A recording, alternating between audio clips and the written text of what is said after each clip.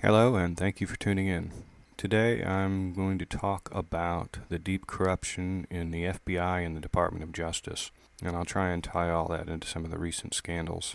Now, Robert Mueller's so-called investigation leaves a lot to be desired, and I'm putting it lightly. And in case you don't know who Robert Mueller is, he's the special counsel that the Justice Department appointed to oversee the investigation into the made-up story and made-up accusations surrounding the so-called collusion between the Trump campaign and the Russians.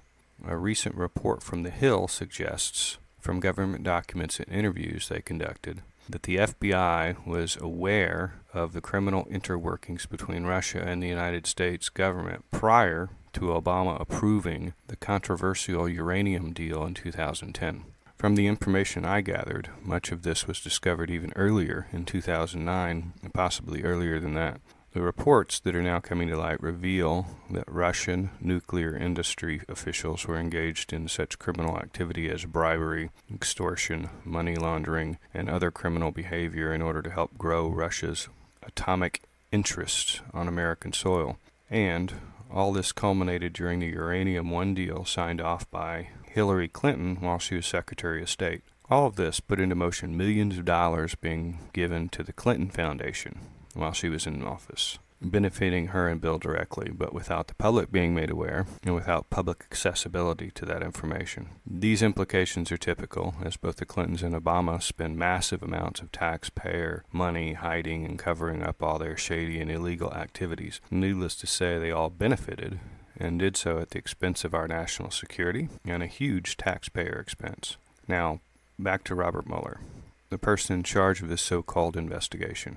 Most of his staff, if you didn't know, has direct ties to the people at the center of this scandal. Much of his staff donated money to the Democratic National Committee, and they all have reasons to distract and distort the truth because of this. This investigation is clearly a baseless witch hunt, in my opinion, being conducted by the very people we should be investigating and holding accountable. It is now being labeled as a scandal of the century, which I don't think is an understatement at all. Now, the FBI did nothing when all this first surfaced back in 2010, 2009. Additionally, the Justice Department under Eric Holder sat on it as well.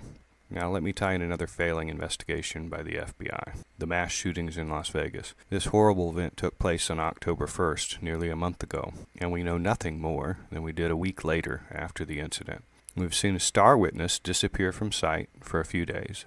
This same witness appeared for one interview on a national talk show and provide nothing you'd expect from an eyewitness. And that's it. We have also been given multiple timelines and disagreeing statements from the FBI and local law enforcement and the first responders. None of them can seem to agree.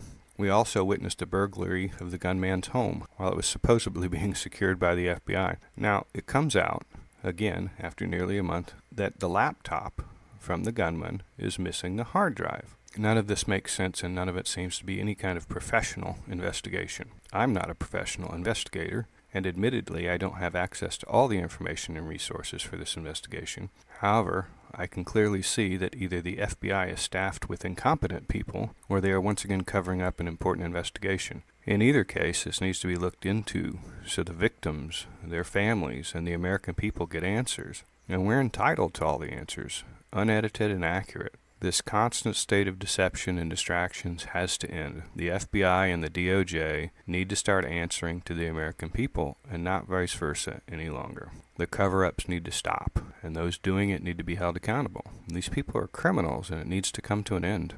Well, that's all for this segment. If you have anything to add, please let me know your thoughts. It's ongoing, so I'll try and update as I find more information, but I would appreciate your comments and your feedback. Also, you can find me both on Podbean and Blog Talk Radio, and if you want, you can connect with me on Facebook and Twitter. For those of you listening to the podcast, please check out my blog at realintelreport.com. Thank you again for listening, and check back soon.